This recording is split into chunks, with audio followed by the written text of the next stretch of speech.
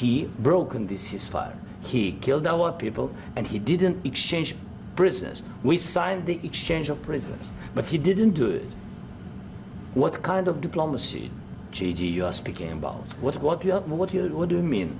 I'm talking about the kind of diplomacy that's going to end the destruction of your country. Yes, but if you Mr. President, with respect, I think it's disrespectful for you to come into the Oval Office and try to litigate this in front of the American media. Right now, you guys are going around and forcing conscripts to the front lines because you have manpower problems. You should be thanking the President for trying to bring an end to this conflict. Have you ever been to Ukraine that you say what problems we have?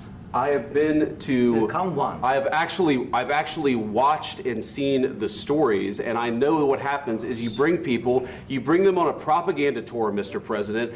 Do you disagree that you've had problems bringing people into your military? And do you think that it's respectful to come to the Oval Office of the United States of America and attack the administration that is trying to prevent the destruction of your country?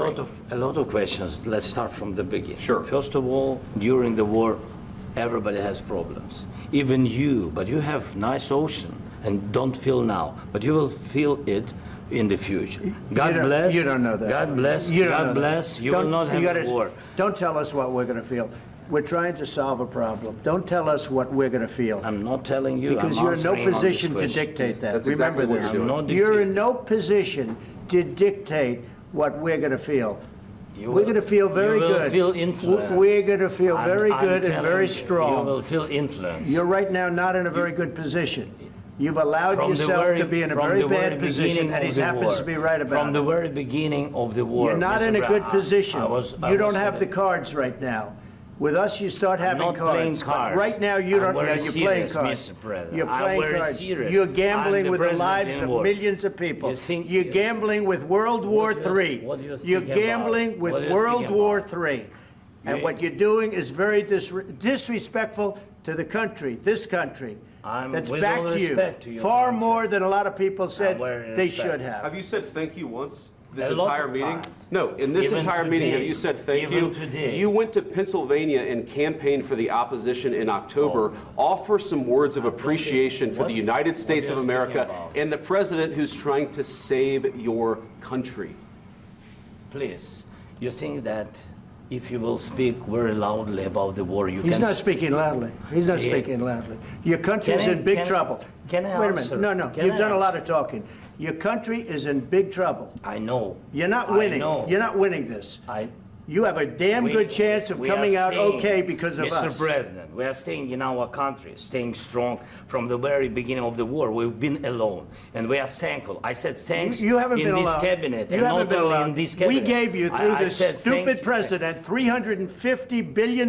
You voted we gave for you your military equipment, and your men are brave, but they had to use our military. What about if you didn't have our military equipment, if you didn't have our military equipment, this war would have been over in 2 weeks. In 3 days. I heard it from Putin. In 3 days. This is something maybe new. Less. In 2 weeks. Of course, yes. It's going to be a very hard thing to do business like this. I tell you. Just say thank you. I said a lot of times Accept that there are disagreements, and let's go litigate those disagreements rather than trying to fight it out in the American media when you're wrong.